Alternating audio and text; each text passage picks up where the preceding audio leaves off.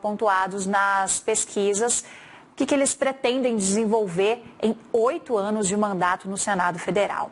Exatamente. Hoje a gente começa justamente com Janaína Pascoal, aqui por São Paulo, que já está aqui com a gente. Muito boa tarde, deputada. Bem-vindo ao Band News TV. Boa tarde, agradeço toda a equipe da Band News, agradeço o convite. A gente já começa, então, falando sobre essa decisão de concorrer ao Senado esse ano e quais são as suas expectativas, se eleita, quais são as prioridades. Eu pretendo nacionalizar todos os projetos apresentados no estado de São Paulo, muitos para a área da saúde, outros tantos para a área da educação, muitos com foco na proteção da criança, dos adolescentes. Mas o objetivo de pleitear uma vaga no Senado, enfrentando uma eleição muito difícil, sobretudo sem tempo de TV, sem uma estrutura partidária muito significativa, comparando com os concorrentes, é porque eu entendo que o perfil técnico, o conhecimento jurídico consistente que eu posso oferecer vai ser determinante nos próximos anos. Eu sinto o Senado muito omisso diante de decisões do Supremo Tribunal Federal, seja como colegiado, seja mediante ministros isoladamente, decisões que, respeitosamente, a meu sentir, extrapolam as competências constitucionais, findam por invadir garantias individuais, direitos individuais. Então, eu penso que é necessário fortalecer o Senado, tornar o Senado mais independente, e, vamos dizer assim, levar para aquela casa, né, que além de uma casa legislativa é também um tribunal, profissionais com conhecimento jurídico para poderem compreender as decisões do Supremo, falar sobre essas decisões na tribuna, poderem esclarecer a imprensa também com essa legitimidade do conhecimento jurídico e do cargo de senador. Então, o objetivo principal é esse. Entendo que o senador tem que ser independente também de governador do estado que o elegeu e do presidente da República, não importa quem seja. O senador tem um papel constitucional, ele precisa representar o estado que o elegeu, precisa representar a população, ele trabalha pelo estado, mas acaba ali trabalhando pelo país inteiro. E eu não vejo como fazer um bom trabalho se houver uma subserviência ou ao governador do estado ou ao presidente da República. Então, esse perfil de independência que eu tenho, inclusive sou a única candidata que estou concorrendo sem o apoio de nenhum presidenciável, sem o apoio de nenhum candidato ao governo. Eu entendo que essa situação, por mais que dificulte, né, vamos dizer assim, a minha candidatura mesmo, né, e dificulte até, diminua as chances de vitória, em havendo essa vitória, vai me dar uma força muito maior para fazer o que é o certo, né? Apoiar o que é bom para a população, bom para o estado de São Paulo, bom para o Brasil, melhorar os projetos que não sejam tão bons, criticar o que for ruim, não importa de quem venha. Eu acabo defendendo muitas pautas que são alinhadas, vamos dizer assim, com o conservadorismo, no sentido de ser contrária à legalização do aborto, ser contrária à legalização da venda de drogas, ser favorável à proteção da infância, né? Entendo que temas assim, mais na área sexual, eles precisam ficar limitados às pessoas adultas, né? Não vejo sentido em determinadas discussões envolvendo crianças, querer caracterizar crianças como trans, como homo, acho que criança é criança. Então também penso que a minha eleição seria muito importante num cenário de eleição do ex-presidente Lula, né? Nós temos hoje 2 candidatos que estão numa situação mais confortável, pleiteando a presidência da República. O ex-presidente Lula está à frente nas pesquisas. Com isso, eu não estou defendendo nem A nem B, só estou sendo realista conforme o que é apresentado, né? Então, numa situação de eleição do ex-presidente Lula, eu penso que eu seria fundamental no Senado para fazer o que eu tenho chamado de resistência a retrocessos nessas pautas, né? Também em pautas das liberdades individuais. Eu não gostaria, né, que houvesse retrocesso na reforma trabalhista, na existência de um teto, no respeito à lei de responsabilidade fiscal. São todas bandeiras que o ex-presidente Lula já apresentou como sendo bandeiras que não são caras a ele. Então, eu penso que a minha eleição seria muito importante também para a hipótese de uma eleição do ex-presidente Lula. Candidata, a senhora chamou a atenção para o fato de não ter o apoio formal de nenhum candidato à presidência da República, está se posicionando de forma muito clara em relação ao ex-presidente Lula, mas queria te ouvir sobre a relação com o presidente Jair Bolsonaro. Por que não foi possível construir essa aliança? A gente vê o outro candidato, que é o candidato de fato apoiado pelo presidente da República, Marcos Pontes, ele pontuando acima da senhora, bem acima se a gente for analisar os últimos dados, e é o que consegue, de certa forma, fazer frente ao candidato do ex-presidente Lula ao Senado, que é o Márcio França. Essa aliança com o Bolsonaro não poderia ter, de certa forma, alavancado a candidatura da senhora e ter evitado uma divisão do voto da direita? Pode ser que sim. Eu acredito que o que está sendo imperioso seja o tempo de TV. Porque antes de iniciar a propaganda na TV, eu estava bem à frente do candidato do presidente. Assim que iniciaram-se as propagandas na TV, houve essa inversão. No caso do presidente Bolsonaro, eu tenho várias identidades de pautas com ele, como essa questão da proteção da infância, proteção da vida desde a concepção, a preocupação com as liberdades individuais. Tenho várias críticas a muitas decisões do Supremo Tribunal Federal, a própria anulação das condenações do ex-presidente Lula.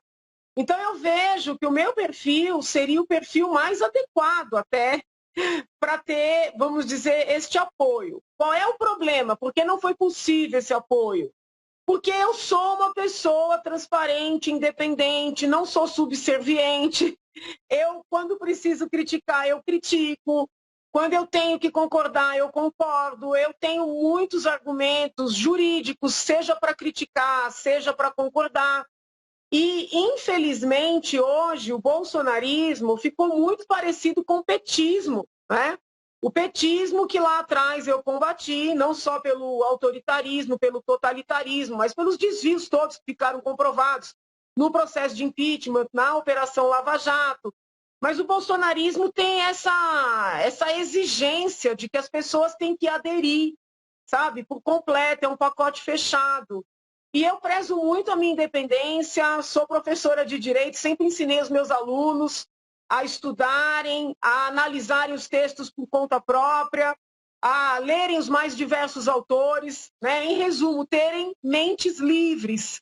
Então, como eu tenho esse perfil não agrada ao presidente, não agrada ali ao núcleo duro, já não agradou na época da campanha de 2018, né, quando eu deixei isso muito claro também, e acabou até ficando inviável a nossa parceria para a chapa da presidência e da vice-presidência, né? Então, eu acredito que seja esse perfil independente que tenha inviabilizado esse apoio, mas eu entendo que é justamente esse perfil que faz com que eu seja a candidata mais adequada para as necessidades atuais do país no Senado Federal. A senhora falou agora sobre relação Senado e STF, falou também que é professora de Direito e já disse em outras entrevistas que os parlamentares não têm conhecimento técnico para lidar com as questões do STF. Queria saber como que esse conhecimento que a senhora tem pode ajudar nessa interlocução com o Supremo Tribunal Federal e qual é o papel que a senhora acha que o Senado pode ter no momento que a gente vive dessa relação aí dos poderes, que tiveram acusações do Executivo e algumas decisões polêmicas do Supremo. São muitas as decisões polêmicas, né? Essas anulações da Lava Jato, os inquéritos sigilosos, buscas e apreensões contra pessoas que não têm prerrogativa de foro. Quando o senador, ele próprio, tem uma formação jurídica consistente, ele não precisa, falo isso com todo respeito aos senhores assessores, mas ele não precisa recorrer a assessores para entender onde estão os problemas. essa diferença é muito importante, porque numa entrevista ele já tem a capacidade de responder, numa discussão na tribuna, ele pode se manifestar com clareza, com legitimidade, sem esperar uma orientação da assessoria. Se eventualmente chegar um pedido de impeachment consistente, bem instruído, seja contrariamente a qualquer autoridade que tenha ali foro no Senado, mas também o ministro do Supremo, esse conhecimento vai fazer toda a diferença para separar, né, o que é um pedido de impeachment, carta de intenções, um desabafo, que às vezes tem pedidos de impeachment que são desabafos, né, são cartas de intenção. E o que é um pedido consistente, fundamentado na lei, fundamentado em provas. Eu penso que ter pessoas com esse perfil no Senado, talvez, até sem mesmo iniciar um processo de impeachment ou qualquer coisa mais forte, só a existência, a presença dessas pessoas pode, de alguma maneira, sinalizar para o Supremo que o relacionamento tem que mudar, né? Porque hoje nós temos, muitas vezes, um único ministro em decisões monocráticas, mandando mais do que um Congresso inteiro, do que um presidente da República eleito com quase 60 milhões de votos. E falo isso de maneira apartidária. Poderia ser o presidente Bolsonaro ou qualquer outro candidato que esteja pleiteando a vaga.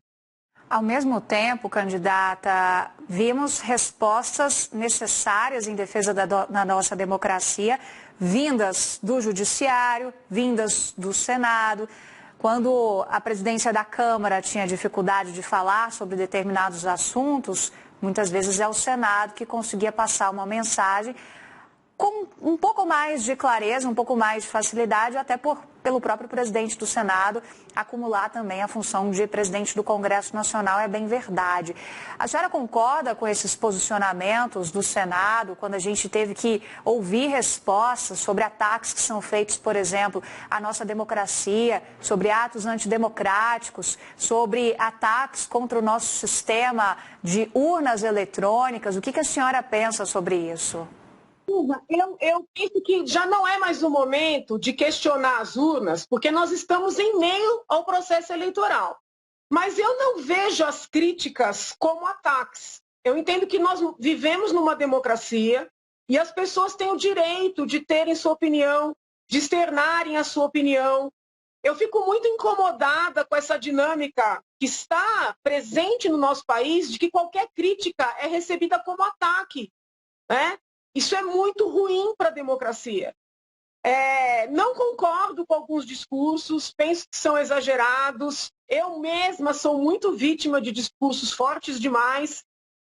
Mas as críticas, as divergências, uma pessoa eventualmente não ter confiança no sistema, né, que não estou falando que seja o meu caso, não é o meu caso, mas eu não vejo isso como ataque, como algo antidemocrático.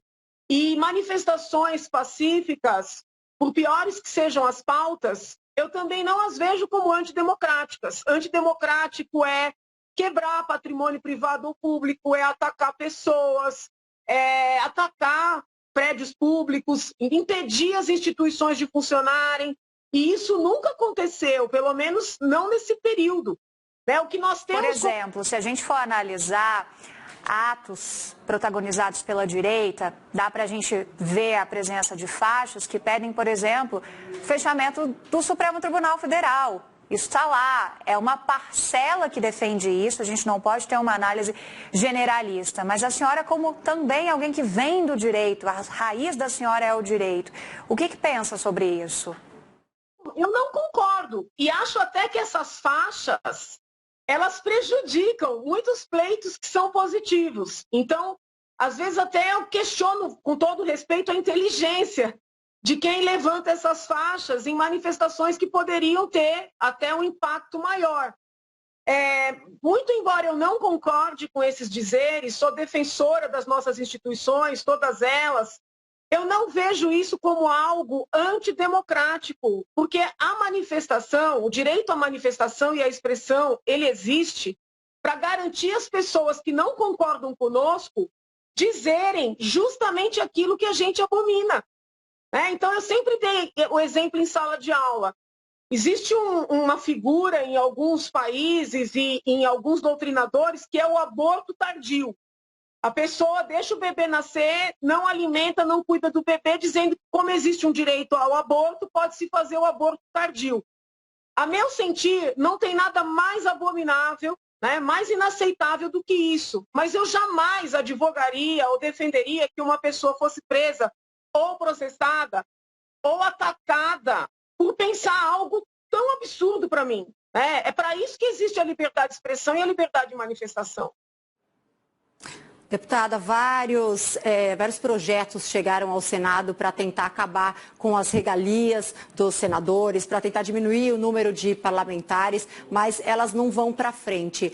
A senhora, que fala bastante sobre gestão de recursos públicos, tem alguma ideia ou tem a intenção de tentar forçar para que essas propostas vão para frente, para que o que muita gente quer, porque a gente fala bastante sobre isso também, sobre regalias, não só de senadores, mas de deputados e também de outros servidores, para que isso passe de fato na casa?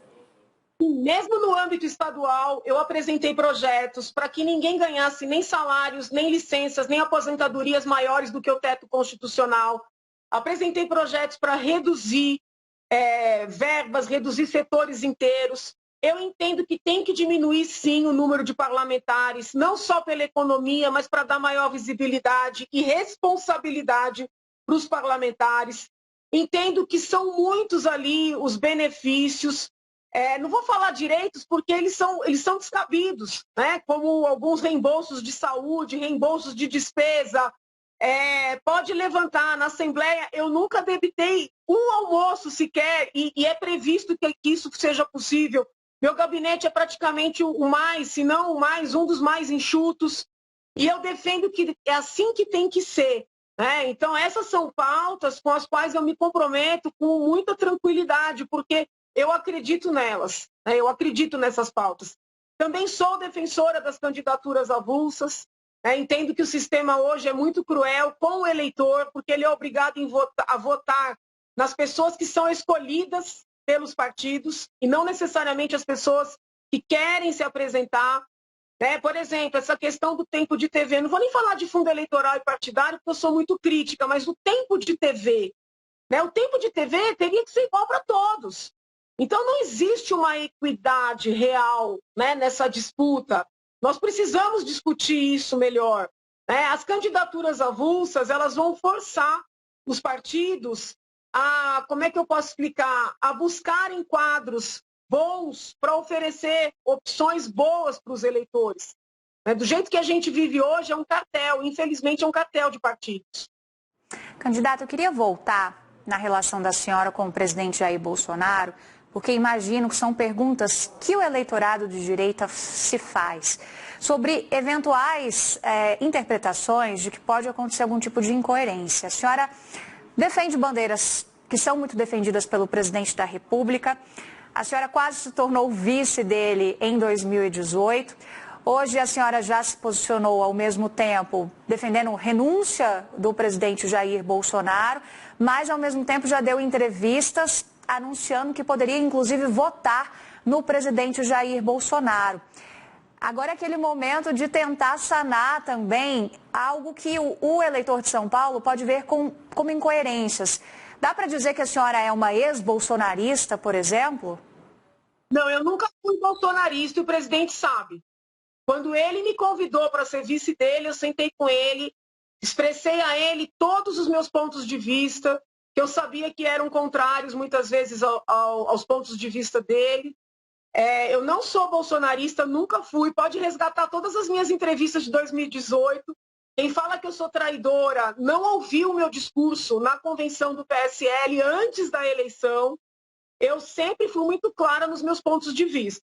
Agora, eu nunca fui uma pessoa de esquerda, não sou e não serei, porque não tenho nenhuma afinidade com as pautas da esquerda, que eu entendo que a esquerda só existiu em ditaduras, são pautas muito autoritárias, totalitárias, vem junto com essas pautas identitárias também, a ideia de legalizar aborto, legalizar droga, uma leniência muito grande com questões que eu não concordo. Eu respeito a divergência, convivo bem com as pessoas, mas eu não concordo, tá? Quando foi que eu me irritei com o presidente e o povo fala que eu pedi o impeachment dele? Ao contrário, eu nunca pedi o impeachment do presidente. Pelo contrário, eu peguei todos os pedidos de impeachment que apresentaram contra ele, eu estudei tecnicamente e eu dei uma série de entrevistas sem ninguém me pedir, mostrando que era um pedido sem fundamento, tá? Eu me irritei com o presidente no início da pandemia, quando eu entendia e entendo que ele deveria ter tido uma postura diferente. Né? Nós estávamos diante de uma doença nova, nós estávamos diante de um desafio, né? que na verdade testou o mundo, e eu acho que no início ele poderia ter tido uma outra postura. Depois, né, ele possibilitou, ele disponibilizou as vacinas, ele viabilizou um auxílio emergencial, né, que fez toda a diferença para o nosso povo. Então, depois eu fui entendendo a cabeça dele, mas num primeiro momento eu tomei um choque, entendeu? Porque eu vinha lendo as notícias internacionais, acompanhando o que estava acontecendo na Itália, o que estava acontecendo na Espanha. E quando a doença chegou aqui e ele passou a minorar, né, a seriedade da doença, a gravidade da doença, isso me impactou muito como ser humano. E aí eu subi na tribuna... Um pedido de impeachment na avaliação da senhora? Não. O pedido de impeachment é uma petição que tem que ter toda uma exposição de fatos, apresentação de provas, contextualização dos fatos, que foi o que eu fiz com relação à ex-presidente Dilma e depois com relação ao ministro Toffoli, tá? Com relação ao presidente Bolsonaro, o que eu fiz foi um discurso na tribuna em que eu estava profundamente indignada. Eu falei, olha, se o senhor não quer enfrentar a doença, saia e deixe que outro enfrente. Então foi, na verdade, uma manifestação em plenário, que não tem nada a ver. Impeachment é um início de um processo, é uma denúncia técnica. Eu estava nervosa, reconheço, exagerei, talvez. Mas eu não concordei com a maneira que ele iniciou enfrentando a doença. E eu acho que isso é um direito meu, sabe? E eu entendo que numa democracia, as pessoas não têm que concordar com tudo, sabe? Nós não concordamos com tudo, nem que os nossos parentes mais amados pensam e fazem e falam. Então essa exigência da política brasileira, ela é uma exigência autoritária. Deputada, a gente está com o tempo chegando aqui ao nosso final, mas já que a senhora já deu entrevista dizendo que deve voltar para a presidência no presidente Bolsonaro, queria saber aqui no governo do estado de São Paulo, quem deve ter o seu apoio, o seu voto? Eu ainda estou ouvindo, essa semana tem mais um debate, né? Eu vou acompanhar os debates, eu ainda estou avaliando. A senhora também chegou a ser cogitada para ser vice do Tarcísio, né? Eles gostam de cogitar a senhora para ser vice. Você sabe que, ao mesmo tempo que eu fico honrada com isso, eu tenho uma crítica, porque eu vejo assim que existe uma cultura de que a mulher só pode ser vice. Mesmo esse embate em torno do Senado, eles queriam que eu fosse suplente do astronauta, sabe? Sendo que, tudo bem, eu posso até não ter uma votação expressiva agora, todos nós corremos risco, mas eu tive uma votação expressiva em 2018, ele saiu por um partido que não tem nada a ver com as nossas pautas, não foi eleito. Então, eu tenho um pouco, não é ressentimento. Eu acho que como professora de direito, como uma mulher que incentiva as outras a enfrentarem os desafios, eu tenho o dever, sabe, de enfrentar isso. Essa dinâmica de que a mulher tem que ser vice, a mulher tem que ser suplente, ou seja, a mulher tem que participar para mostrar que tem pluralidade, mas ela não pode ter autonomia. E ela tem que esperar um homem autorizar. Olha, vocês não têm ideia, deixa passar tudo isso, que aí eu vou poder falar mais livremente a respeito, mas eles não admitem que uma mulher tome uma decisão, se apresente, corra atrás dos caminhos para buscar o que ela entende que é o certo. Eles querem que você espere ser autorizada. Entendeu? E eu quero mostrar para as meninas, ainda que eu perca, né?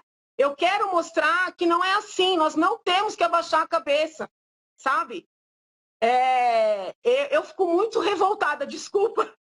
Eu fico muito revoltada, mas é da dinâmica deles, sabe? Você pode ser inteligente, pode ser bem formada, pode ser capaz, mas o seu papel é vice, o seu papel é suplente. Eu não estou diminuindo o papel de vices e de suplentes, são importantíssimos, mas eu não acho certo que a mulher na política seja sempre vista como um apêndice, como uma costela, sabe? Eu não acho certo.